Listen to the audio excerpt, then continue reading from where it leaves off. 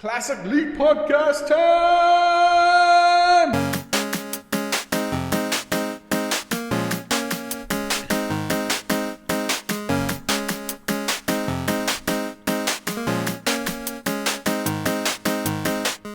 Hello, everyone, and welcome to episode 254 of the Classic Elite Podcast. My name is Scott, and I've got Dustin and Josh with me tonight. What is going on, guys? How you doing? Same old. Good. Josh, what about you, man? How's it going your way? Oh, living the dream, doing much better than last week. Sorry I couldn't make it, guys, but my stomach was not being cooperative. As in, I was pretty much sitting on the toilet. Making Well, you know how music. It was bad. you know how you get upset with people when they come to work sick? Mm-hmm. We can apply that here. If It's a valid excuse. Absolutely. Plus, this is a hobby, right? We don't need to break our necks over it. But we have everyone joining us in chat. Hello to everybody. Thank you for stopping by. We're a video game podcast, so we'll be talking about some news and what we've been playing. Before we get started, Dustin, how has the week been, man? Pretty good. It's gone by super fast. Cool. And this week, Friday, it's the first time in my professional life I've ever gotten Veterans Day off. Hey, awesome. So I'm pretty stoked. As a veteran, you should. Yeah. They should just build it. And you're, oh no, you're not. I was going to say, you're in a union. That should be automatic. That's a bank holiday, isn't it? I'm going to start a union. Oh, okay. Come on. That goes against your principles. Let's not get crazy here. Josh, man, how's your week been? Okay. So far, so good. Just working and watching some TV. Finished up Stranger Things Season 2. Nice. Incredibly awesome. I liked it a lot, awesome. too. No, we'll get to that later. Oh, man. Yeah, we'll have we'll try to avoid any spoilers, but we'll definitely give our thoughts on that. I finished it as well. I'm very excited to talk about it. I saw Primus this weekend, and Right on. I'm not a big Primus fan, but the show was awesome, and I had a lot of fun in Cincinnati. It was a really good time. And They play Johnny Was a Race Car Driver. they did not. They played My Name Is Mud, but they didn't play my favorite song, which is off Anti-Pop, their record from like 99 or something. Mm-hmm. That drummer's not with them anymore, so they don't play that album very much. My favorite's a Lacquerhead. About a dude that loves huffing lacquer. It's a good catchy song. And there's conflicting reports on whether we had a tornado touchdown on Sunday night. It was like, I'm watching Stranger Things, and I don't know, you guys are in Tennessee and Kentucky. Are tornadoes a real threat for you? Mm-hmm. So you have tornado sirens and stuff that would go off? Yeah, I've heard them before here. Yeah, mine. Oh, most definitely. We actually had a real terrible tornado about an hour and a half away from me about 5 or 6 years ago in a little area called West Liberty. Okay. Shut down the town, destroyed schools, and it was terrible. Yeah, we didn't. But yes, we do have sirens. We didn't have that, but yeah. So the sirens start going off, and it was bonkers. I've got roof damage. We had several restaurants. The whole fronts are ripped off. My neighbor, about 5 houses down, had a tree fall in their house. So the front of the house got kind of clipped off, and halfway up the roof, there was just a huge hole where like it got penetrated. It was like, oh my god, man. It was weird to have those moments where it's like, I'm in a little house. Is this it? I saw Primus, and now my life's over. Okay, great. Did you see the Wicked Witch maybe flying around screaming? Yeah. No, I did look outside though. I couldn't see across the street. It was crazy. It was like cool. looking at hurricane stuff in the on the Weather Channel. Now, does your house have a basement? I've got a crawl space. I've got a crawl space. I just sat in my bathroom that's in the middle of the house. I was told that's good enough. Yeah, that's always as long as you're away from any windows. I eventually got away from the window, but at the worst of it, I was totally by the window. It was crazy. I had to look. Call me Trump at the eclipse. I hear jump in your bathtub and throw a mattress on top of you. Oh, the mattress on top. That's a good idea. Is that from a movie?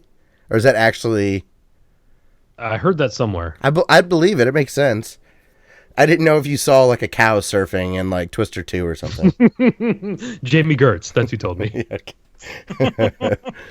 So, it's been a good week. So I guess let's talk about a couple of quick announcements and then we'll get into gaming news. It is Extra Life season, so there's a lot of people raising money for the Children's Miracle Network. Dustin, I don't think we've really mentioned this on the podcast very much, but we have donated 5% of all revenue we've ever earned to the Children's Miracle Network, and we will continue to do so. So just to let you guys know, if you help us, we are turning around and helping out some other people. I know we've given to the Giant Bomb Stream and Biff McSkylark before. We've donated directly. So, yeah, we even have our own little separate savings account that we, right off the top, take 5% and get that and donate it every year or two. So, yeah, if you help us, we'll give it to some kids as well. So we used to have an overlay that went on the beginning of our videos, but since we just started streaming exclusively, we don't have to throw it up there. Again, the hassle. We really. But yeah, we do donate to the Children's Miracle Network. And Dustin, that was your idea, so I would love to take some credit for it. But you're like, we should do that. It's like, that's a good idea. Yes, we should. So all 17 cents of it. That's right. it takes a while, but eventually it adds up. We did. Truthfully, it is a great cause. It is a great cause. We had we did have that boom period where Blip revenue was outrageous. Yeah. So I wonder why they went under. Back in 2013, we gave a lot. So everybody, if you'd like to follow us in chat, you can do that at youtube.com/Classic Elite, and we record around 8:30 Eastern time on that channel. So you can participate in chat and follow the show notes and all of that. Do you guys have anything else you wanted to talk about before we get into news this week? Nope. Looks like we're getting a Zarek raid. Oh, what is up? Yeah, we got a couple of new faces there. Thanks to everybody for joining. Hopefully you'll stick around. First up, Dustin. This was a video submitted to us from Dumez. Okay. It's from Cinemassacre. It's the James and Mike Monday series. Oh, yeah. I saw a little bit of the thumbnail of this. Have you been able to watch any videos about a Castlevania DOOM mod? Not yet. It's Doom, but it's cool. Oh, no. Josh left us. Thou? Ironically, his picture's still there. He got booted last week, too, I think. Maybe he'll come back. He probably had a leg cramp and accidentally hit the hang up button instead of the mute button. Instead of mute, yeah. Well, until he comes back. Oh, that's all screwed up. Oh, well, fuck it. We'll be half faces here. I'll keep going back and forth, Dustin. You should see the stream. It looks bad. For some reason, it's all goofy. But, so the Castlevania Doom mod, it's just interesting. It's Castlevania. It's Doom. You should check it out. I saw boomerangs flying. I saw whips. I only watched maybe the first minute or so. Yeah. So it got through. Our internet's breaking. Our voices are breaking. Puberty all over. All over again. That was definitely worth checking out, and our friend Dumez sent that over our way. Next up, which is really cool, so over at Kotaku, there was an article about a bot that learned to play Mario Kart, the Super Nintendo version. That's pretty cool / frightening. Yeah, exactly. So, man, this is really... I'll try to add him back. Or maybe I'll just fire up the old backup here. Get that going while we're talking about the next news item. So, the next thing is a bot has learned to play the Super Nintendo version of Mario Kart. And the goal of the bot was not to play it perfectly and learn how to play it. It was to learn to play it so that it was indistinguishable from seeing a human play it.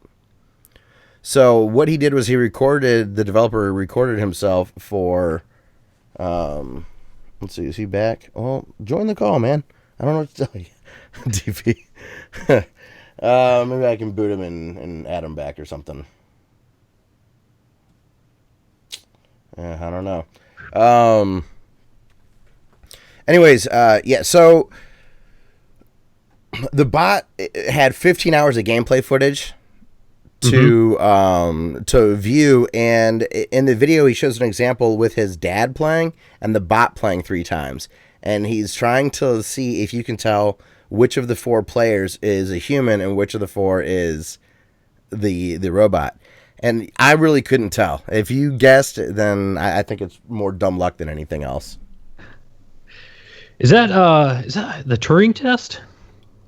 Well, no. Yes. I mean, that's the definition of the Turing test, but it's not. This is not real, like science. It's machine learning software that he's using, but it's not passing the Turing test. It's a computer mimicking 15 hours of shitty gameplay of Mario Kart. So it just bumps around, it misses turns. That's all that it is. But it's still a really awesome. It's still a really great. Damn. Oh, here we're back here. It's a really great thing to just as a proof of concept.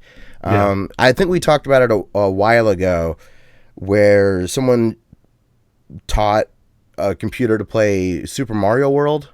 Mm-hmm. It was called Mario, like MARI/O,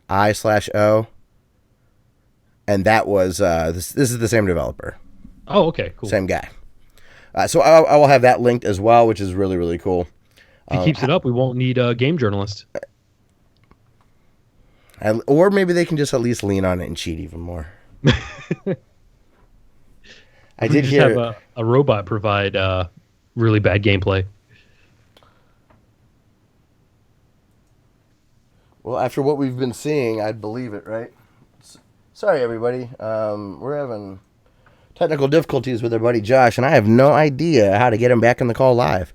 So, hopefully he comes back eventually. I have no idea. Sorry, Josh. I don't know what to do. Next up, this is really big news. So, if you are like a PC person, this is like Coke and Pepsi coming out with a product. Yeah. AMD is making a graphics processor that Intel is going to be using in laptops. It shows how amazing NVIDIA is doing. Yeah. NVIDIA is crushing it on not just computer games. They're the leading chip manufacturer for artificial intelligence. Their stock just continues to soar. Let's see here. Maybe I can boot him. We'll see. Hopefully he'll be back. I don't know. When I had in the show notes Intel and AMD kind of pairing up for something, did that stand out to you? Yeah, definitely. Because that's like you said, that's Coke and Pepsi trying to. If they, what's a recent real world example? Microsoft being on Apple. You're right. There definitely was something huge that was. It's just completely gone. This is Warner Brothers and Disney coming together for Roger Rabbit. Yeah. It's just weird to see that NVIDIA is such a threat that this is actually happening. And it also shows that Intel has not been able to crack that graphics nut yet. Mm-hmm. AMD is doing good work in GPUs and CPUs, but NVIDIA hasn't been able to get anything going from a graphics perspective. And a lot of their higher end stuff, I forgot to accept that call. And a lot of higher end stuff is not getting like having any integrated graphics at all. They just assume that you're going to have a graphics card. Mm-hmm. So, I don't know. It's for high end laptops though. We're probably not a lot of us are going to see this. Yeah. still pretty freaking sweet. More competition, the better. And if we're getting some cool partnerships out of it. I mean, Apple buys all their memory from Samsung. So, I mean, this stuff happens. Mm-hmm. And those are the biggest rivals for the final product. So, I don't know. That blew me away. When I saw that, my jaw dropped. But I was curious to get your take since I'm into PC stuff. But you're not. So yeah, I'm just like, how does this affect the console market? I don't get it. So it's cool that you it even stood out to you. Like you, yeah. I think that's a good barometer. So let's see the next one. What do we got next here? Elgato's new capture card does 4K at 60 frames per second. It's cool to see this stuff already rolling out. Yeah. That's kind of all I wanted to mention. I think it's pretty it's obvious that capture cards and such are basically established. If they're willing to put forth the R&D to make this stuff come out at times when it's going to be competitive, that they're not going anywhere. Yeah, and also that the 4K gaming goal is. Mm-hmm. Whether that's actually going to get a better gaming experience for anybody, that's still to be determined. But everybody's buying in. All the graphics cards, all the consoles, that's the goal is 4K. Mm-hmm. And if it does 4K at 60 frames, then it's going to be awesome with just 1080p 60. Yeah, it'll have no problems with that. And yeah. Now these things, it's a $400 device. But apparently, according to the article at PC Gamer, is that where I got this? Yeah, PC Gamer. There already are devices that do this, but they're $900 or more. So to have something come in around $400, that's trending towards affordable, where people like us can eventually have that $100 price point, maybe $200, that make us pull the trigger. like, oh, okay, I can do this. But $400 makes sense, even if it could be cheaper, because you need a monster rig right now to do 4K anyways. Yeah, and totally. High bandwidth, so a premium for a capture card is not a big deal. This is an internal device, I think, based on the render. I didn't see anything external. That makes sense, unless you had, I don't know, like the Thunderbolt. I'm getting out of my element here. But USB 3.1 might not even have enough bandwidth. I think only like certain DisplayPort stuff can do that, and those are only video signals. Yeah, that makes sense. So, but it's cool. Like it's getting faster and better, and eventually cheaper. And 2020, Classic Elite 4K 60 frames a second. The podcast will be great. Eventually, HD Retrovision is just going to make a cord that does it all anyway. So it'll be the Skynet chip right stuck in there. Uh-oh. So let's see. I've tried to add him back. I don't know how to get him back in the call. Starcraft is going free to play. Starcraft II. What? Yeah. It's still around? Exactly. I loved StarCraft 2. The first campaign was fantastic. That was the one I played was it was Wings of Liberty. I played the first I played the main campaign, and then there's been two expansions. The first campaign and the multiplayer are free to play now.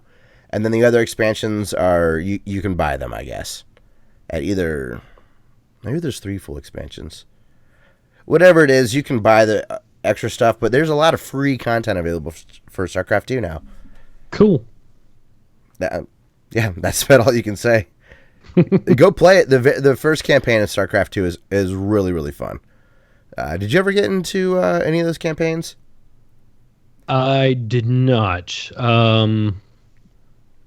I wanted to play the first one and actually got it. Tony sent it to me, but I've yet to boot it up. Yeah, someday. I put it in my PlayStation and it didn't come up, so. Someday you'll be tinkering around because it'll be old and nostalgic. But God, I remember when I tinkered around with this stuff 15 years ago. And then you'll be busting that open. So yeah, that's really interesting and cool for people that maybe, I don't know, we're curious about StarCraft and never gave it a try. This is really interesting. So Phil Spencer over at Microsoft says that they're planning on setting up a streaming service over the next 3 years. But what's your reaction to that? I saw. I retweeted a tweet that said it was the Purity Casarai account. Okay. The president of Sony. Oh, okay. It said Microsoft plans on releasing streaming service within the next 3 years, which is just beyond the lag time of PlayStation Now. That's I actually like this news. I prefer the Xbox system right now, where you can subscribe $10 a month, and there's games you can download and play all you want. But I do like the idea of streaming as well. Maybe that'll help with more of the catalog. Maybe it'll integrate the way that we all thought Sony was going to do it, where you could start streaming the game while it's downloading, potentially, and then play it the rest of the way when it's downloaded.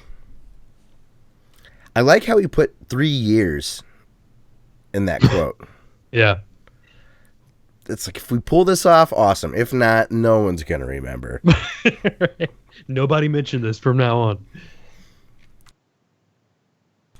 Caleb, what's up, man? Hey, what's up, Caleb? So, yeah, I think that's cool. And then we don't have any Not the Onion segments this week, but we do have some bad news, unfortunately. We do. Do you want to take the first one of these?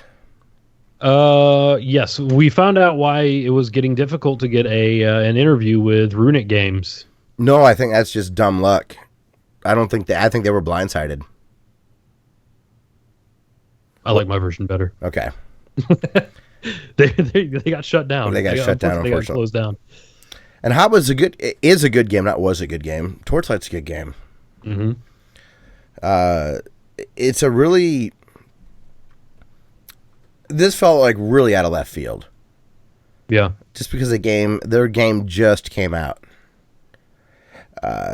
Now, this was... they're owned by Perfect World, who I'm not familiar with. I don't know the big companies that own them all, other than like Activision and like Tencent or whatever. Was that sitcom in the 90s, Perfect World? Perfect Strangers? Perfect Strangers, Another World. Another World. It had Kadeem Harrison in it. He had the flip-up shades. Oh, okay, yes. Was this the Cosby Show spinoff? Yeah. With the girl that married Lenny Kravitz? Yeah. Yeah. I know what you're talking about. Because I can hear, right when you said, I can picture the theme song. One person's walking left to right. I can hear a different world. A different world. That's what I was talking about. Not Another World. We knew we were close. Yeah. I watched that show. I never understood what was going on because they were college kids. Right. Same. Like, I could understand the Cosby Show because I was a kid. But college kids, I didn't understand. It looked like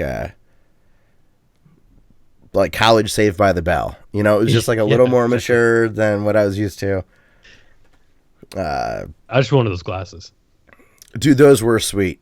Right? I know exactly what you're talking about. That guy was just cool, too. Like Wesley Snipes had that kind of vibe. Mm-hmm. Yeah. That flipped up hat that I can never pull off. What's that guy's name in that show? Dwayne Wayne. What was his name? Dwayne Wayne. He was like the smart one. Mm-hmm. Yeah. I should go back and watch that. Does that show hold up well? I have no idea. Probably not. I don't know, maybe it's like... Or maybe. I don't know. Super beyond its time. Yeah, see that? Sometimes you never know. You go back and you watch All in the Family. Those guys are ahead of their time. In fact, they would probably not even be allowed on TV now. You'll come back next week and be like, Dwayne Wayne knew everything. Maybe. I might be going down a different world rabbit hole. Who knows? Yeah, and then also aside from that, Telltale Games also had big layoffs. They had to cut 90 jobs, which was about 25% of their staff. Is there something about November? Is this a common thing before the end of a year? Or is this just a weird coincidence? I don't pay attention to the industry enough. Yeah. I don't know. Me either. Because it's not common in other industries, but I don't know. We just talk about the shallow aspects of the gaming world for the most part. Right. It was always really curious though with how rapid Telltale was growing. Yeah, you always hope for the best, but you were always concerned that something like this would happen. I like to think that the bosses had like an on-screen prompt and they had several choices to make with a counter going down. That's cold. They're like, oh, damn. 25%. I don't know. There's a really tasteless joke there. I will mention roughly the ballpark. The engine prevented them from making the right choice. Sorry. That was rude, but it was a joke. So that's unfortunate. And what really sucks is DB, the new Xbox One X came out today or yesterday. And Josh wanted to talk about the console, and he had questions here. Let's save this topic until he can come on. Okay. But I do have something that this made me think of. I saw on Reddit a bunch of people were getting theirs early. They were getting them at the end of last week, just from Amazon. Jeez. I forgot to mention, I got Mario Odyssey a day early this year. I got it the day before it came out. Have you had that happen? No, that'd be great. It's really cool. It was a great I played feeling. through it all on a live stream. I should have. Well, Nintendo would have shut us down, but like, what are you doing, Nintendo? We're on your side. We're making you money. They hate that. Speaking of you making money, though, I don't have a source for this, but I heard the Bombcast guys talking about it. Sony's going to be rolling out a program where you can earn Sony wallet money with trophies. Okay. I love the concept. It's Do I get like back pay? No. 2 thumbs down. 2 thumbs down. And the exchange rate's not great. Every silver trophy is 1 cent. Every gold trophy is 10 cents, and every platinum is $1. Isn't there like a 4th tier, like a copper or? I believe so. I believe there's bronze. Bronze, yeah, that's the other metal. Just how you and I feel about getting a bronze trophy, that's clearly how Sony feels too. They're not impressed. Oh man, so I've got like $4, maybe. Right now?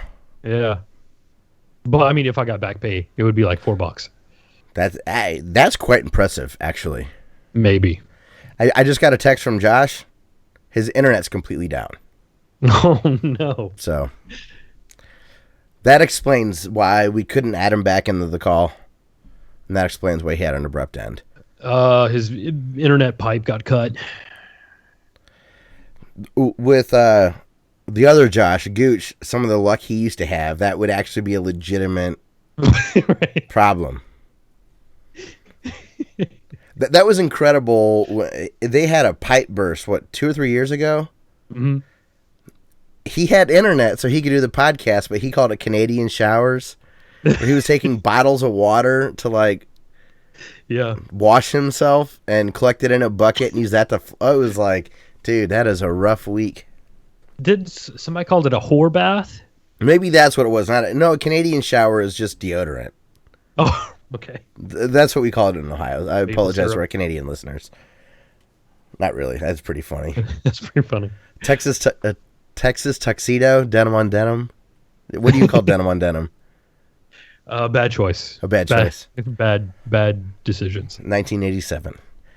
Yeah, whore bath is what he called it. And then we were talking about how that sounded like something from StarCraft, actually. Oh yeah, see, it comes back. Maybe we can. I keep bugging Gooch. I'm gonna try to get him back. So yeah, I got Super Mario Odyssey early. I just wanted to brag about that. I forgot about it. So, all right, man. Let's get to our YouTube channel of the week. Channel of the week. I picked Game Dave. Awesome. Again, I think this is the third time. Third time. But he did one of his best things is he hates horror video games, and every Halloween he will play one. And watching him play a horror game is hilarious because he is the biggest wimp when it comes to horror games. And he played Amnesia, and he played it for over an hour, and it's an excellent video. I saw he had that go up. What kind of? How far did he get in the game? I think he started seeing some of the enemies. So, and it was an hour video, and it was edited. So I'm betting he played like 2 hours. Okay, maybe 3 hours. Which is a lot of the show. Yeah. I mean, game. Yeah. I just flipped the splash screen. I saw the word show. I wonder what the term for that is. Because we do that a lot. We need to learn the term for... You're trying to say something, but you read something and you say that instead. I bet the German language has a word for that. Yeah. They are the best at naming the things that in English happen to us, but we can't. We don't have words for it. We have to go this roundabout way to describe it. Like, if we were to try to explain what Schadenfreude, yeah, to explain that in English is cumbersome. Right. They got one word for it, and you know exactly what it means. It's probably just funny pain.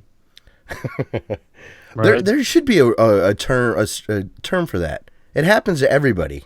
Yeah. Because right. What that ghost sure is noisy. Yeah, let's call it a poltergeist.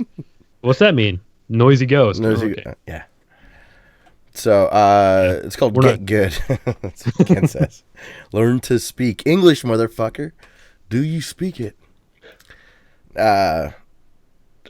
So, but Game Dave has a good style too with his setup. He has really good visuals, good lighting. He has a good presence on camera. Yeah. He's funny. Watch the Dark Man video long enough to watch him dance. It's hilarious. I like it. Yeah. I don't like his Let's Plays as much. I will have to go back and watch Amnesia though. But I got excited when there was an hour-long Game Dave. I'm like, oh my god. Right? Yeah, he's excellent. So, all right, man. Let's get into what we've been playing. So, what have you been up to this last week? I played 4 hours of Dead Space. You did? It was great. Did you get to the end? Did you beat it? Not yet. I'm very close. Okay. I'm in chapter 10 right now. And then it's 12 total. Okay. After 12, you're done. So I would say about maybe an hour and a half, 2 hours left. Okay. Although, perhaps longer because this run's really disappointing me because I keep running into glitches. Really? Yeah. If Caleb is still on, he'll be able to back me up. But I think Caleb was there. Thomas Silverfing was there too. But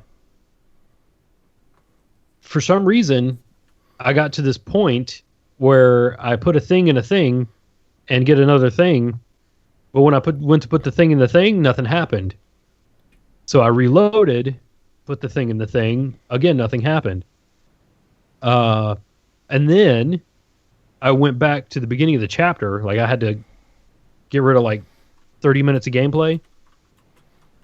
Okay. And when I got back to that part to put the thing in the thing, the thing that you put it in is this console, this desk science console.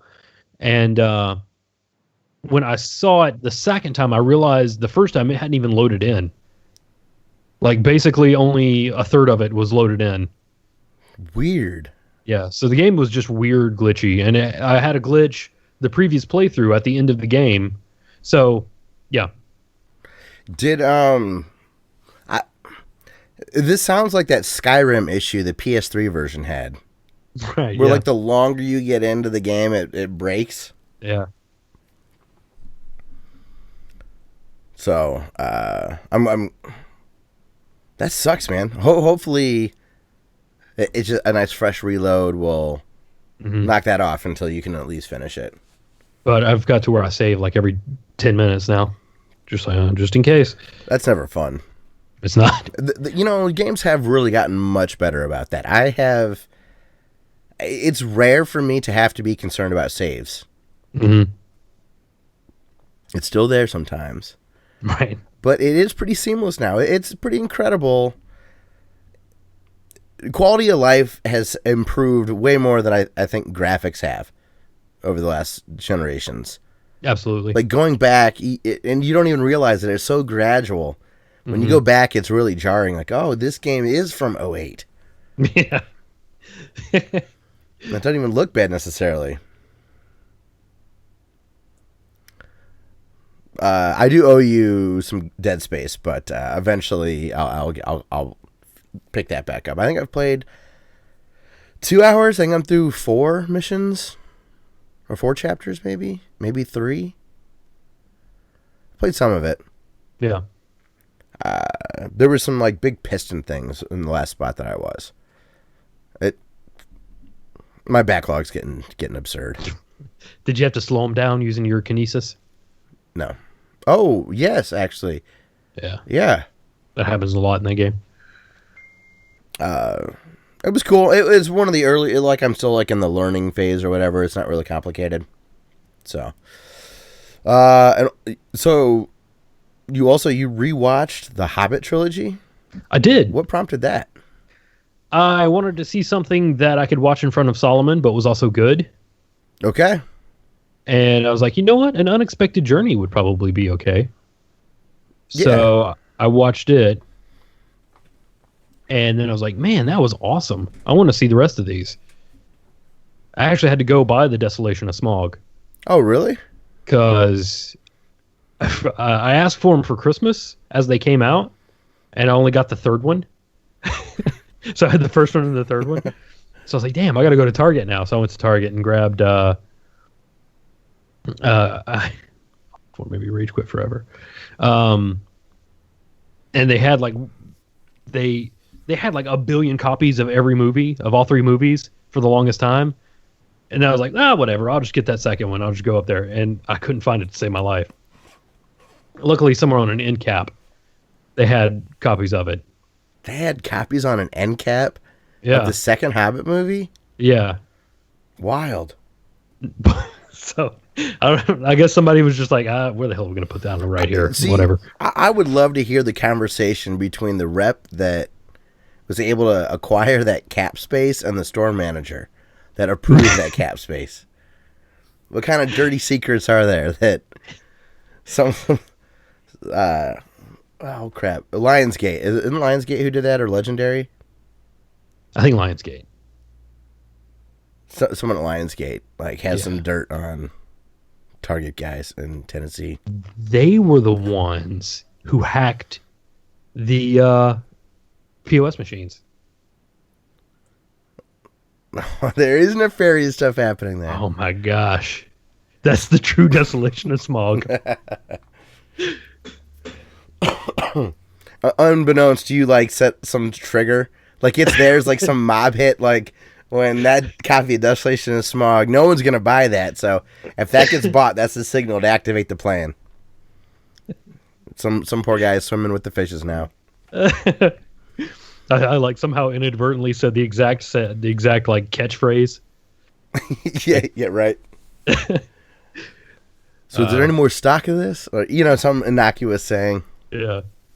Does this come with bananas?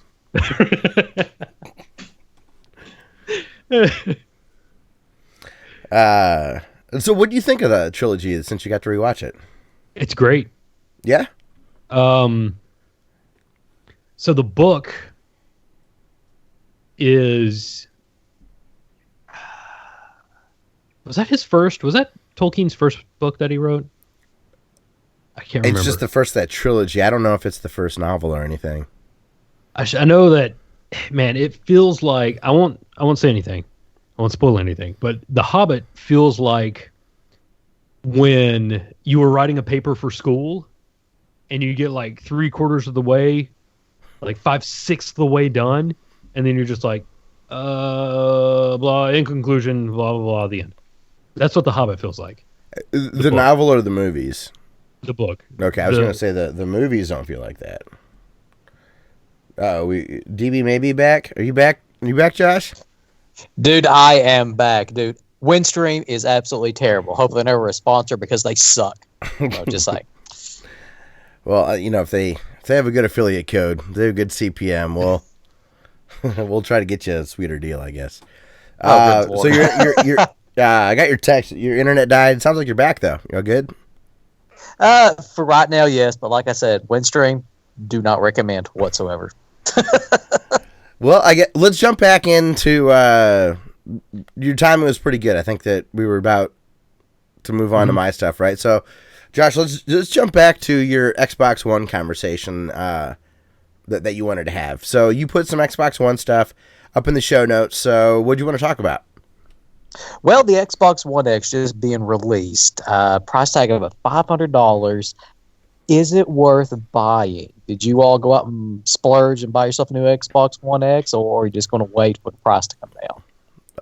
I have an Xbox One S, so it's very unlikely I'll ever get an X. How about you, Dustin? I'll definitely wait for the price to come down. I'll probably buy this one. I doubt it'll get much more powerful before they just iterate and do a different Xbox. Yeah, that's how I feel about it too.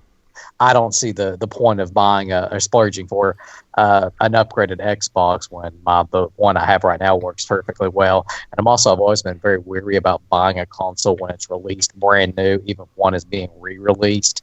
I can remember back to when the only console I ever got when it was brand new, just like maybe a month or two on the shelf, was my Dreamcast, which was an excellent purchase, mind you. But other than that, I always like to wait and see if all the bugs get worked out.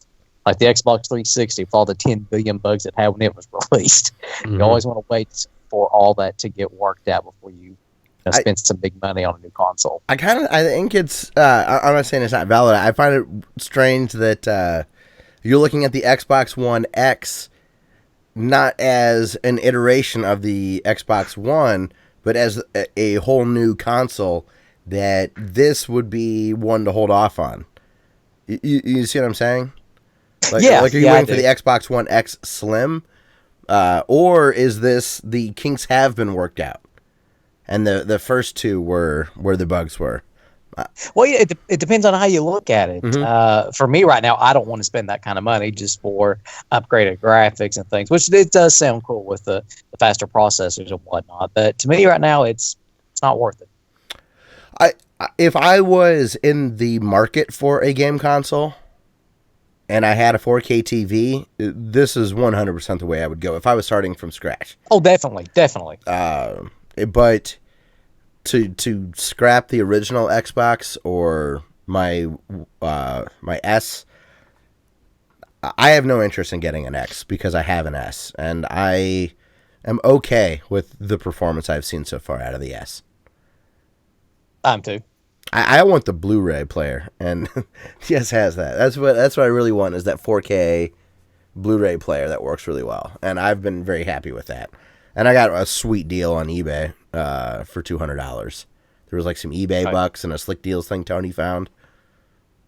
You can't beat that. No, that's perfect. But $500, it's a lot, but it still seems like the best value when if you have a 4K HDR TV and nothing to get content to it.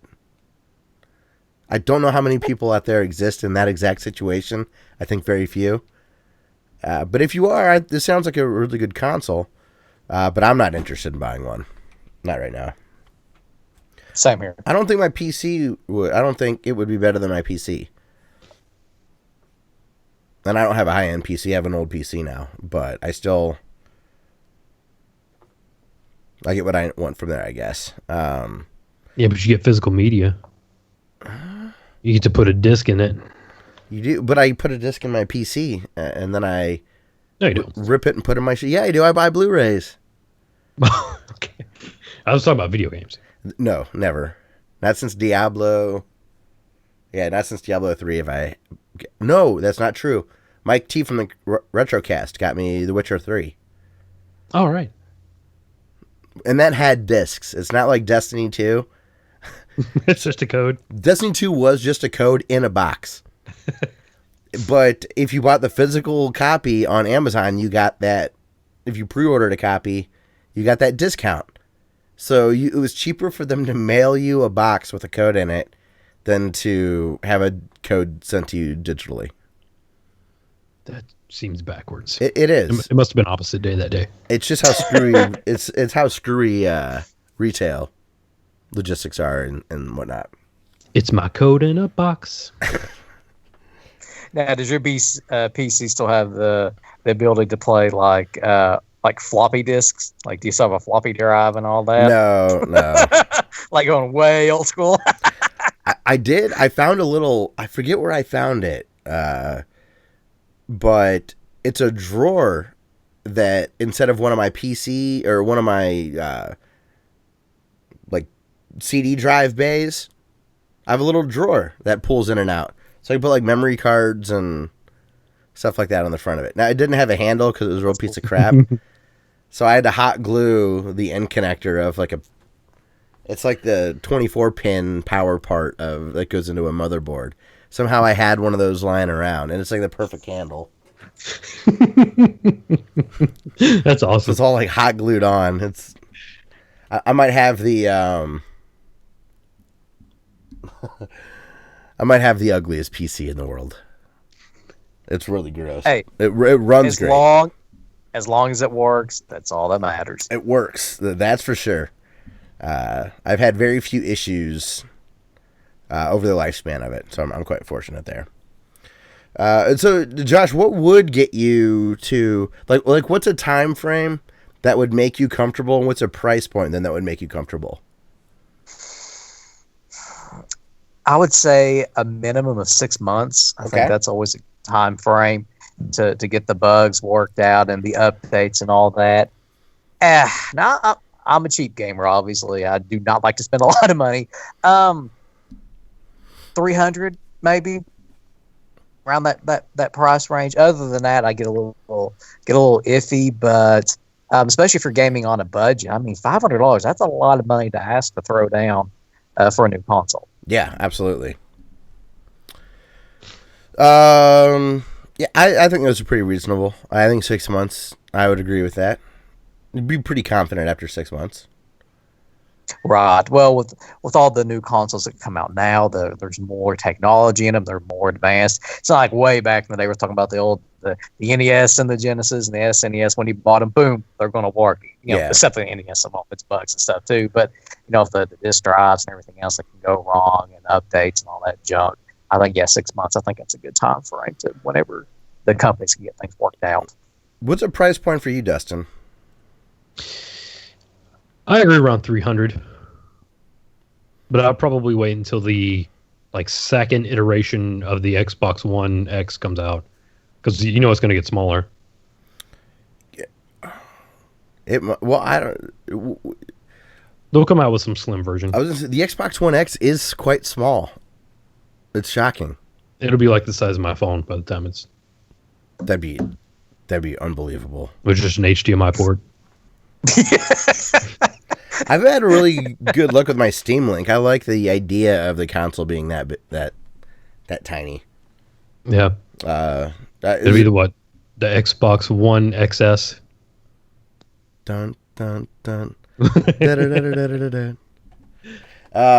Zarek says they need to hurry up and release a second better model of the Switch. I've been waiting for a long time now. Yeah, you hear about Switch issues. I'll be very curious to see what they fix, because there's some quirky things about that Switch. They call it the Switch U. Oh god. You know what? They probably will, even though it's not a new console. Yeah. Just really confuse the hell out of everybody. Just make it as complicated as possible. Yeah, the Switch now, is... My question is... go ahead. My bad. My question is, when do you think that Sony and Microsoft will jump into the next generation of consoles if they're already revamping the Xbox One? So we're probably thinking the PS4 will have a revamp as well. When do you think that year will follow into that we'll see the next generation? 2 years? Maybe 3 years? Maybe announced in 19 Mm-hmm. and out in 20? It seems like the window just keeps getting slimmer and slimmer and slimmer. You just don't see those long-lasting consoles anymore like you did back in the day. No, and I think that they want to stretch it, and that's why we're getting these iterations, right? I mean, I guess it seems kind of obvious. But look at how much they improved on the 360, and they stretched that thing out to 10 years of support or something. Something like that, yeah. That's true. They were adding HDMI ports, and they added different hard drives, and they fixed the red ring issue for the most part, and they gave it updated ports, and they made it work. Yeah. Even the software, like when those things launched, there wasn't Netflix. Right, yeah. Not in the way that we use it now. The PS3 version, like, you had to have a disc. Oh, like the to Wii. boot it up. The Wii had that too. Was that always? They eventually did away with it. Okay. I still have that disc grinder somewhere. That's probably worth money as a collector's thing. Yeah. You know why I know it's worth money? Because you own it. You have the magic freaking touch. Justin's like, I've got Mass Effect 2 sealed, but I have the variant that has the... I have the misprinted label that has an incorrect game score on the back. Yeah. So definitely some good stuff there. DB, I agree with your criteria there. I think that's pretty solid. And I also commend you for having a good experience with the Dreamcast and not always assuming it's going to work out great. Well, I mean, there was a lot of great games on the Dreamcast. You know, you could call it the grandfather of online gaming. You know, it's the one that got it started. Mm-hmm. I mean, for the most part, not talking about the Intellivision or anything like that. I was going to say, you got the Sega channel, but it's still Sega. And the Dreamcast mostly still work. Like, that system has held up quite well. Oh, yeah. Incredibly easy to hack, too. Yeah, when your DRM is technology, you'll never make it cheap enough to pirate our games. That's a bad DRM solution. Because when that came out, a CD burner, a 1X CD burner, was over $1,000. Yeah. 2 years later, you can have the entire game library. Get your Metallica MP3s out of spite, and your Power Stone 2. Gosh, that was back in 1999. Can you believe that?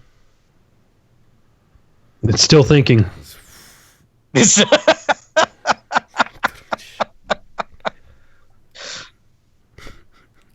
That's good. Hey, did you guys ever take advantage of the VMU? Weren't there some games you could play with the little D-pad and stuff? I remember using the VMU for like NFL 2K and 2K1. You could actually select your plays on it, so you wouldn't have to use your TV screen if you was playing against a buddy, co-oping and things at the same house. There were like little mini games for it.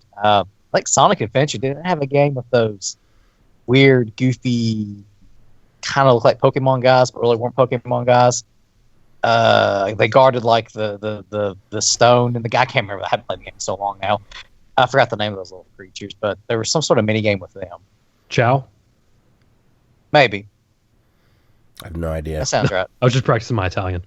Oh no, that sounds like I don't know.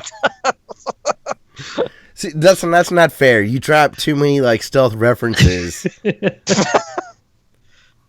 were like, wait a minute. So yeah. I guess let's talk about what we've been playing. Let's do it. Did you watch anything else other than The Hobbit? Nope, that was pretty much it. Okay. I beat Super Mario Odyssey, but not beat it. When you beat Bowser the first time, that's the halfway point of Mario games. Okay. Did you ruin his wedding? Yes. The way the cutscenes and stuff happened at the end of that game, I loved, and that's all I'll say about it. Okay. Like every little bit of it, I thought was great. So now I get to embark on unlocking of the difficult levels, and the weird. So there's a lot of collectibles. So my thought process is try to unlock the new harder stages, and once I beat that, then I'll go back and buy all the outfits and find all the purple things in every level. Yeah. I did that with 3D Land on the 3DS. Mm-hmm. That's a criminally underrated Mario game. So I have that same itch here. I think I'm going to probably, over the next year or two, just keep chipping away at Mario Odyssey. It's phenomenal. It's a lot of fun. It's just a fun video game.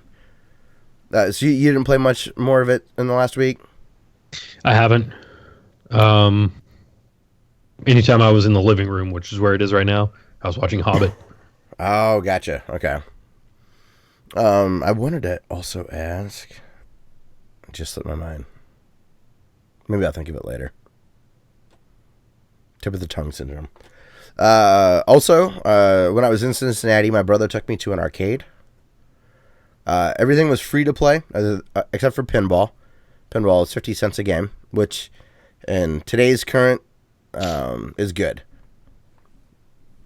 They had the new Ghostbusters Pinball, which it's a $10,000 machine. They haven't sold very many of them, or they sell it immediately. There haven't been that many made. To get to play one was really sweet. You grimaced, but it's based on the property we like. Okay. It's Ghostbusters fans that are our age that are pinball engineers and put together a phenomenal OG pinball, OG Ghostbusters pinball. It's really, really good. It's hard. I heard it was hard. It's really difficult. It's a very fast table, and the like flipper airs, like the middle gap is a little larger than normal, and some of the weird angles it just shoots to the side. I had a hard time with it, but Kiss, very easy. That was a fun pinball machine too. They also had Star Wars, Star Trek, Medieval Madness. They had some uncommon arcade games. They had Popeye, which is, if you're not real familiar, I'll give you a quick synopsis. Popeye was a game that Nintendo made, and they lost the license. And they had a bunch of these cabinets, and they retrofitted them to be Donkey Kongs. So it was interesting to see a Popeye. Another cool little thing is Donkey Kong uses the exact same monitor, but it's oriented horizontally in Donkey Kong and vertically for Popeye. But when you see the games play, they're very similar. They also had Punch-Out with both screens working. That's an uncommon arcade game. Very good. They had a real tapper, real CRT. The Budweiser handles were correct. They had the proper artwork. It was awesome.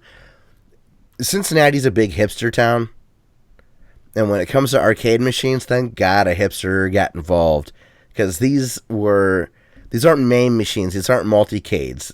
Somebody really cares about arcade machines that owns this little brewery place. The Centipede was immaculate. They had Crazy Taxi, Galaga, Donkey Kong, Burger Time, Robotron. They also had this, I forget the name of it, but they had this really weird, super wide, joust-like game that was modern with like an 8-bit style. And it was almost like an old racing game, where you would have multiple cabinets linked together. Mm-hmm. This would have like head-to-head. It was really fun. It was a great arcade. I can't remember the name of it, though. But if you're in Cincinnati, it's not 16-bit, and it's in Northside. So give that a check out, or check that out if you're there. And then DB, were there any games you wanted to talk about, or anything you want to talk about before we chat about Stranger Things a little bit? Well, but going back to what you said before, is this just a purely an arcade, or is it like a restaurant attached to the arcade, or you said something about a brewery? Oh yeah, no, I didn't mean brewery. They have it's a bar, not brewery. They've got a lot of craft beer and stuff.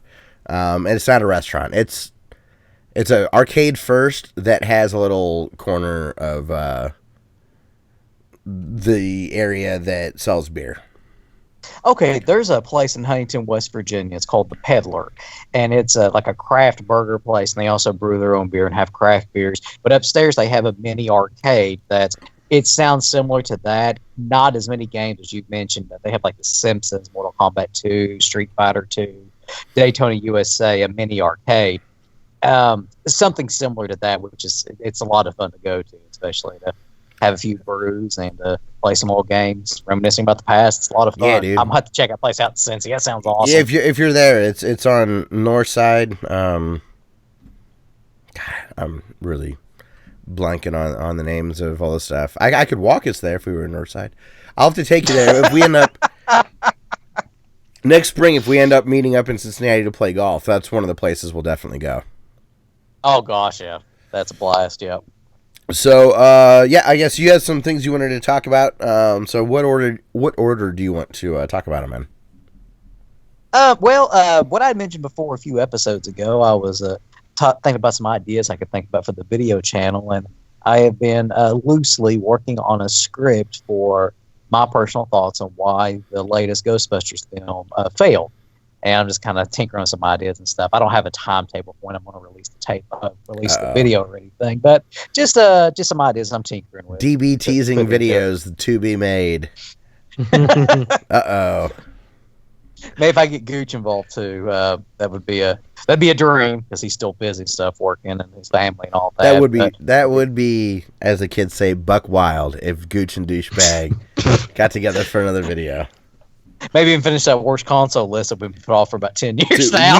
We still get comments on our channel because they'll have gone through and seen like your recent stuff. So they'll come over to our channel and be like, so are these guys still alive? And where's the final 3 videos of worst console list?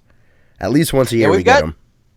We've got 2 in 1. We already had the list made. We just never sat around to make the video. But that would be actually be some jokes thrown in the video. That the longest drawn out, top 10 worst list ever. We can make like a bunch of jokes. Seriously, maybe we'll get to it eventually. If it's very unlikely we'll ever do a Patreon, but if we did, that would have to be a goal. I dip into my own pocket to pay Josh to get him out of retirement for it. Like, that's actually the only thing we could offer Dustin, I think. Right. We'd have to make it like exorbitantly expensive. Yes, yeah, the incentive would have to be steep. 25 cents. That would be a really fun. I really like your videos. I mean, we're friends because I was a fan. So I love this idea of you, because it's different than any of the content that we make, but it's the kind of stuff we talk about. So hopefully you'll finish it, man. I'm excited to.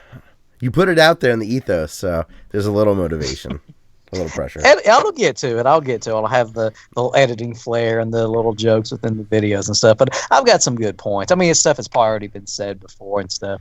It's more like beating a dead horse. But I just want to get my thoughts out there and why it was total disaster and things that could have actually made it better. But I don't want to throw any spoilers out there right now. I have to click to find out what I say. But we watched. We both finished Stranger Things. We won't give any spoilers, so we'll just give a couple bullet points of what we liked. What were some things that jumped out to you that you really enjoyed? Well, the very last episode, if you were to watch it straight through, they wrapped pretty much everything up. I think the producers and the director did a good job with that. So if the series was not going to go on, even though it is, we know it is, you could still watch it and be like, okay, everything's pretty much tied up. Mm-hmm. I like how Hopper has a bigger role in this season than he did the last season. And I also like the introduction of a new character that has special abilities, even though she's only in it a couple of episodes. And you seem like you get this feeling that they're going to dive more into that in the third season. Yeah, which is cool because that it just helps fill out the lore a little bit. My sister's husband and I were talking about it last night, and there's not the suspense that in the second season that there is in the first. I don't know if you could be. There was so much mystery in that first season of what was going on. And this one was just a good story. I enjoyed watching. I liked the way they developed the main characters from the last season. Like the way that they really went into Dustin and Lucas. They really gave those guys, I don't know, more depth. They were, I guess, a little more shallow in the first season. Like, okay, you're going to fill this role. You're going to fill this role. I don't know. They went more in with those guys, and I really liked that. Well, they needed it too, and I feel bad for Will. He always gets like the shit end of the stick. I mean, though, are they going to give him a break in the third season? But if you watch him, he's the weakest actor of the kids. I could see that. He is. So it's, still good. Like, that's a high bar. All those kids are really good. They are. I loved Rudy. Sean Astin. Oh God, yeah, dude. I was talking. Rudy. Dude, how much emotional shit is Sean Astin's made me feel like lumps in my throat my entire life. There's like proud moments in the Goonies. I love Rudy, Samwise Gamgee. He was a sacrifice myself for the greater good agent in like season 3 of 24. He's a really likable, good character in season 2 of Stranger Things. Sean Astin. I love him in 51st Dates. He's hilarious. Oh, I haven't seen that. I like Encino Man. You've never seen 51st Dates? Is that Encino Man? That's what's up. Yeah, Encino. He's good. Encino Man too. He was in that as well. He's got a really bad speech impediment. 51st Dates. It's hilarious. Really? And he's on steroids. That's the one with Drew Barrymore and Adam Sandler where she has like memory loss or something. Yes, he's almost, when he talks in that movie, he sounds like Mike Tyson. Really? Just imagine Sean Astin talking like Mike Tyson. I will. Okay. You boys want to taste these guns? I'm now gonna actually watch that movie. No one sold me on watching an Adam Sandler movie in a long time. That's a really good one. That's one of his better ones. I remember hearing that's really good. Mm-hmm. So, one thing that I think is that I liked a lot more in this season rather than the first one is the music. I thought the music ramped up in a really, really good way. Dustin, there's some synthwave stuff in there that you will go, oh fuck yeah, this is my jam. If you dig 80s music, you're gonna love this soundtrack. If I'm not mistaken, isn't the soundtrack for sale too?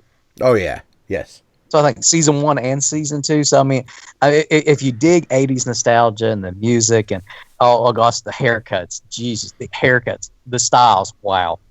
I mean, it blows your mind. And just like the first season, they don't beat you over the head with references. It feels lived in. The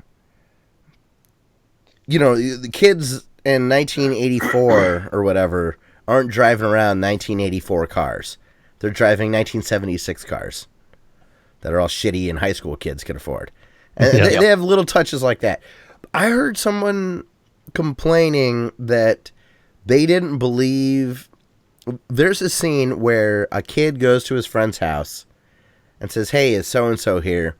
The dad says, no, he's supposed to be with your other friends. My kids don't live here anymore. And the parents were kind of blasé about where their kid was. And they were like, I don't buy that. Parents aren't like that. I'm like, wow, you are really young. Because that's all that it was. My parents never knew where I was. I had to check in. We had rules where I had to check in. But at any given moment, a friend could stop by and she would have to say, they said they were playing hockey over in the St. John's parking lot. I would try there. Or they're playing flag football. I don't know if it's backyard or at the school. But I had to be home by dinner, or I was in trouble. Yeah. Or how about when they go trick-or-treating by themselves and just walking around all the neighborhoods of those houses? I mean, nowadays, that's unheard of. I only remember one time, and vaguely, my dad being there while we trick-or-treated. He wore, a big, death robe. But like Death Strobe or whatever. Mm-hmm. Other than that, like every trick or treater I got this year had parents with them. Yep. That's weird. And that, well, it's just the times. It's I know. a It's lot just of fear and things. And back then, there was just, I mean, there were bad people out there too, but it was just there was a lot more trust. I just wish I wish I appreciated how free we were as kids. Freedom. Yeah.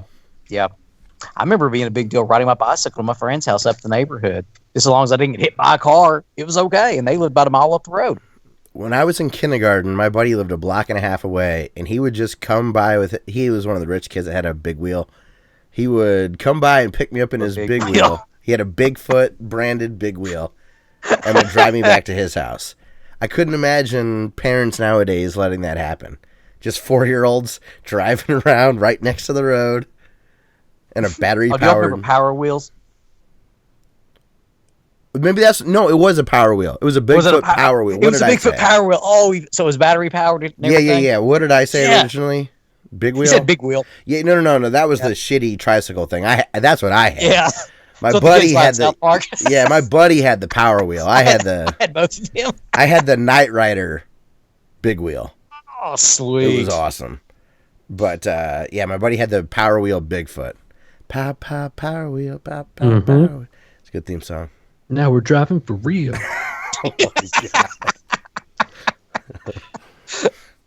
So you were you had one of those. That's awesome, man. I had the 4-wheeler Power Wheel. I didn't have the Bigfoot. Was that the red one that looked like a Jeep? It was yellow and blue. Okay. It had plastic wheels and all that, and it seems like I had one of those giant stoplights too, that you could actually kind of mini program it to where you could time it to when the red lights would come on, the green lights would come on, and things. That was pretty cool. They still have that kind of stuff, but I'm not watching children's content, so I don't see those. Yeah, my friends, their sons have them.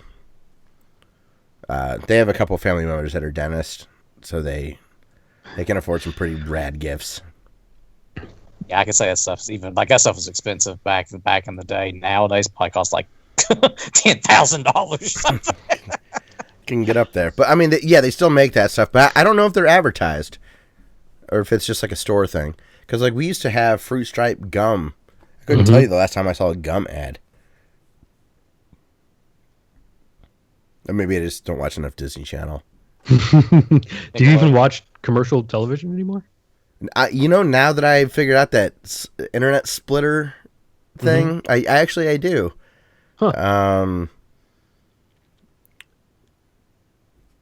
Yeah, sometimes I actually when I have something on in the background, and it's big time sports season. It's football, so I see a bunch of. DB, our Lions and Browns play this weekend. Yeah, you guys are gonna win.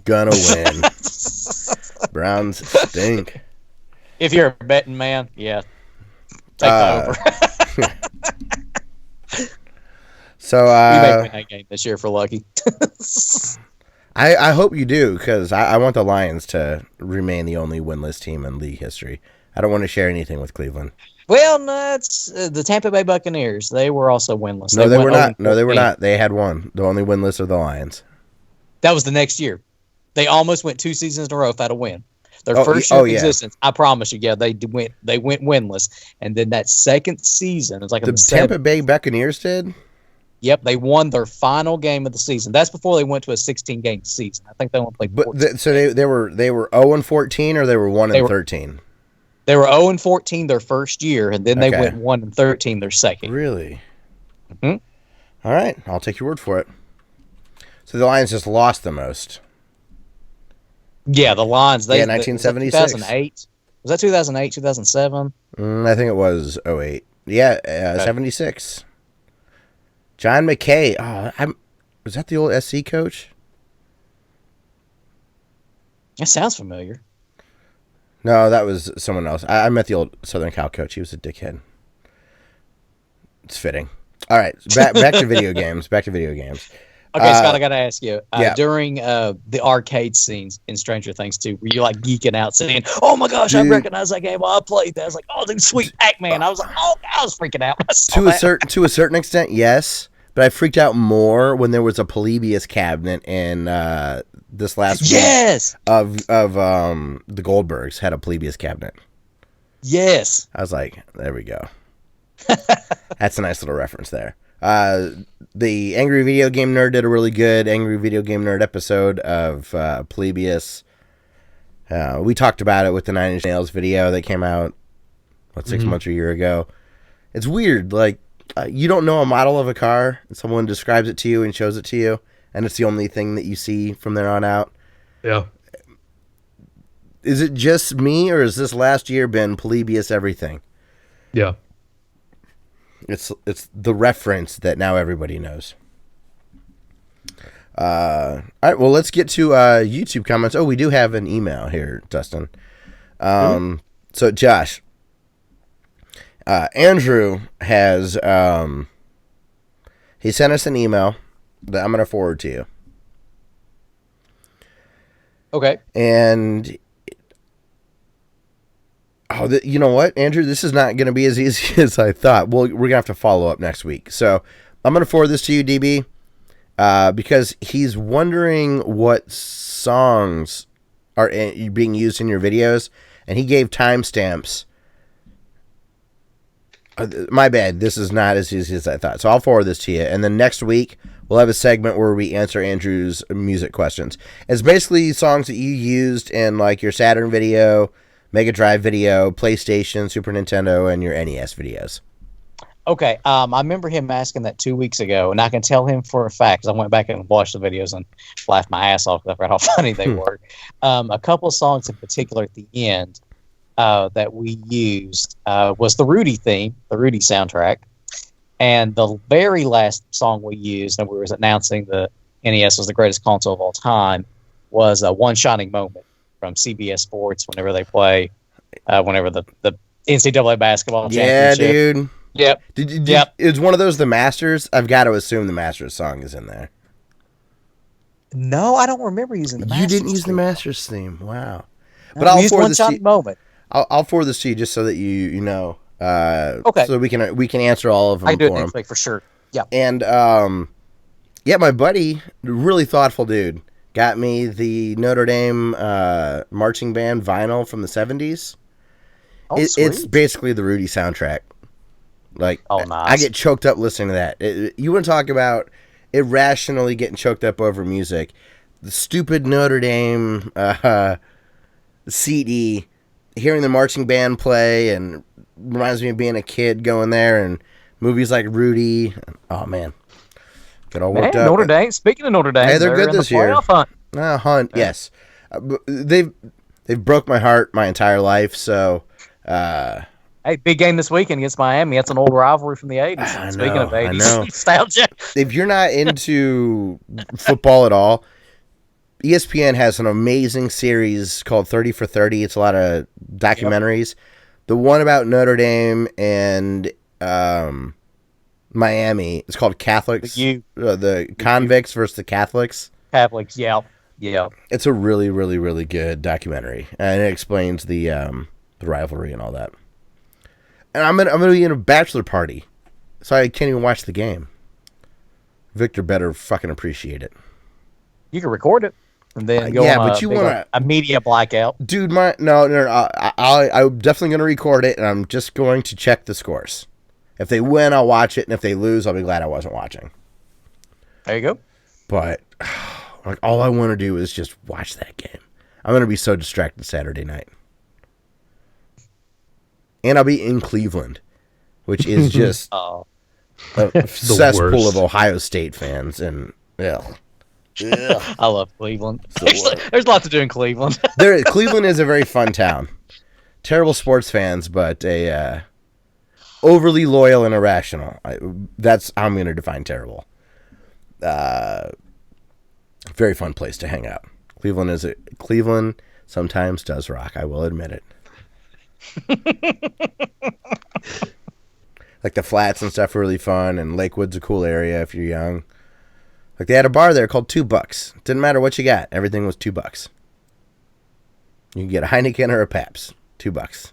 Check and Coke. The Rock and Roll Hall of Fame. That's a cool place. I've heard that's pretty fun. I've never went there. I recommend it. If you've never been, it's worth checking out. If you hate music, then no. I like music. Could be fun. So, all right, let's get to listener feedback and call it a show. Do you have Tony's comment up, Dustin? I do. All right, let's take that, and then we will. Yeah. All right. I'll get dumb. He says. Okay. Sorry. He says, "Hey guys, hope you had a great Halloween. Dustin, hilarious Michael Myers T-shirt. I love it. We had a great Halloween. I was a zombie lumberjack, and it was fun. Scott, love your Halloween tradition. Sounds great. Line of the week from Scott. That feels really inappropriate to drink beer and hand out candy to kids." Well, where'd he pick that line out? That's the best we had, Dustin. I think it keeps going. I think you might have another one. Justin, I give you props that you can enjoy games like Outlast. I tried. I really did. Hope you enjoyed me jumping backwards in my chair while I attempted to play. Funny you brought up the Nashville Sounds baseball team. I have actually been to a game. Glad to hear things are going well for Nintendo and the Switch. I will say that year number 1 has been better than my expectations. I've really enjoyed mine. Dustin, glad you picked one up. Loved hearing the story behind how you picked one up. Thanks for sharing. Reminded me of my childhood. I am enjoying Mario Odyssey as well. I have seen some Zelda-esque elements as well, and glad you discussed it. Line of the week from Dustin. Most of the time when I read the names of countries, I do it in the Street Fighter II voice. Runner-up line of the week from Scott. Have you ever heard of Hill's Department Store? Best popcorn in history of mankind. Oh, amen. Amen. Yeah, okay. Not alone. And Tony says, "True that, my friend. I remember Hills." Best joke as a kid. Where does Dolly Parton buy her bras? Hills.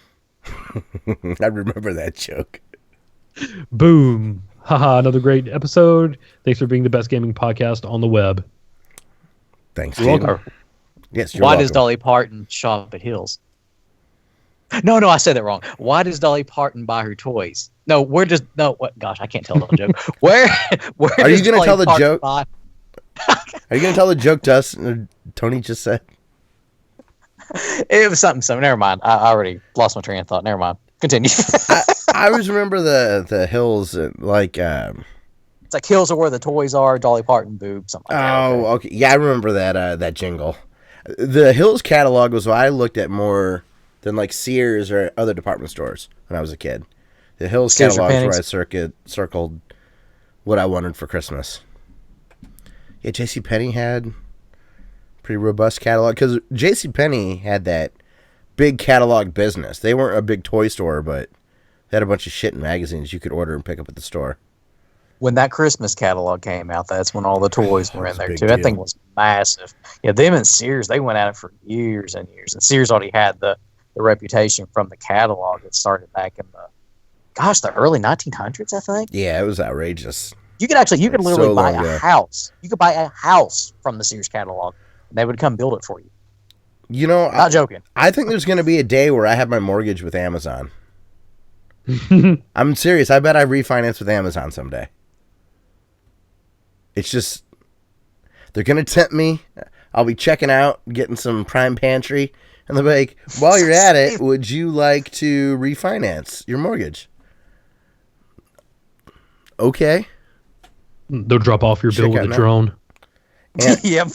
and they'll be able to let themselves in my house because I'll have the Amazon key all ready to go. Ugh. Stop it. Even that crosses a bit of a line for me. If I had, like, what are they called? Atriums? Like a little entranceway?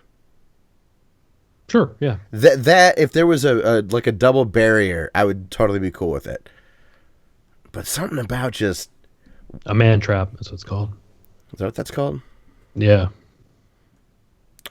There's a locked door. You let them in. You lock that door. There's a second locked door. That's actually... It's just called a man trap? I think so. Like when I think of that, I think of when they're shooting guys with the pellet gun and lock, stock, and two smoking barrels. Love that movie. And then we have two things from Demez. He says, now, what is your mission? He says, first, we totally kill Bill and Ted. Then we took over their lives and utterly destroyed them. That gets a thumbs up and a favorite. He says, Wolfenstein 2 looks amazing with the graphics. He says, I do want to get it and see how my brand new GTX 1060 6 gig card I have makes it look. I'm very tempted to get that new Wolfenstein. People just... It does look pretty sweet. Well, I hear it's a really engaging story for a single-player game. I feel like I would probably enjoy it in the way that I did BioShock. But just, I think it looks awesome. So yeah, Dumez, let us know how that works. The GTX 1060 is a good card, especially 6 gigabytes. Like with how cards are right now, if you're not trying to do 4K stuff, 6 gigs allows you to render tons of high texture packs and stuff, or high res texture packs, and you can get really good draw distances with high gigabytes like that. Like my card only has 3.5 gigs, which is why I got a settlement from NVIDIA, because they lied and said I had a 4 gig card, and they used some marketing trickery. Yeah, I think Dumez used to have a 970. I think that might be with Zarek too. All right, well, that's going to be it for the show this week. You guys have any other things before I read our normal sign-off stuff? Zurich said, no, I got it. They'll release a smaller, more powerful version of the Switch, and they'll call it the Light Switch. Dude. Your head would explode if they actually did that. Yeah. I'm sorry. I missed chat a bunch this week. DB, I was too worried about trying to get you back on the call. Yeah, hopefully next week I can make it without getting kicked off. Damn Windstream. Hashtag damn Windstream. We'll have to we'll do a GoFundMe for better internet for DB. All right, well, that's going to be it for the show this week. I want to thank Ben Landis very much for letting us use this song Through the Forest as our intro music. If you'd like to get the audio version of our show, we have that available at ClassicElite.com, as well as, and that's Classic L337. Also, if you search for Classic L337 at Apple Podcasts, Google Play, Stitcher, Podbean, SoundCloud, any of those, you will find us, and you can subscribe to our podcast that way. Basically, any app that lets you download podcasts, you should be able to find us there. For social media, we are active on Twitter, Instagram, Facebook, YouTube, and SoundCloud. And our handle there is just at Classic L337. We also use Amazon, so we have affiliate links in the description. Dustin, I don't know what it means. We did get accepted into, I think we'll be able to have a vanity URL. It'll be like Amazon.com/something/Classic Elite, and we can put together like a playlist or something there. Oh, yeah. So I don't know, I'll have to dig in, but we got approved or whatever. They sent us an email and asked to apply, and we did, and we got approved, so maybe we'll be able to curate some cool stuff for you guys there. For outro music this week, we are going back to some metal, like I said. We're going to play some Zweinhander from, like Portland. I think that's where they are. Tech Syndicate, the YouTube channel. This is Logan's music. I really, really like the Tech Syndicate channel. They are funny, but nerdy, and I enjoy it. And they're hardcore PC nerds. So this is a fake bit chiptune metal album. It is called Daemon Slayer. You know, like internet daemons or domain or whatever. It's not. Mm-hmm. You get like a daemon air or whatever. Yeah. Something doesn't work. Instead of Demon Slayer. When the ritual goes wrong? Yeah, yes. This song is called Lurker of the Blue Forest. I will have a link in the show notes, so make sure to go buy it if you enjoy it. And DB, you have a good night, dude. Yeah, fingers crossed for next week. I want to thank... Already crossing them. And Andrew, we will have those song answers for you next week as well. Poor guy's even been on Reddit trying to figure out what some of these are. So we will take care of that for you next week, man. Yeah, everybody, thank you very much for listening to episode 254 of the Classic Elite Podcast, and we will see you next week for episode 255. Boof. Later. All right. Okay, guys, sorry about the technical difficulties this week, but appreciate you sticking it out, and hopefully we'll see you next week. I'm going to shut down the stream, and you guys have a good night.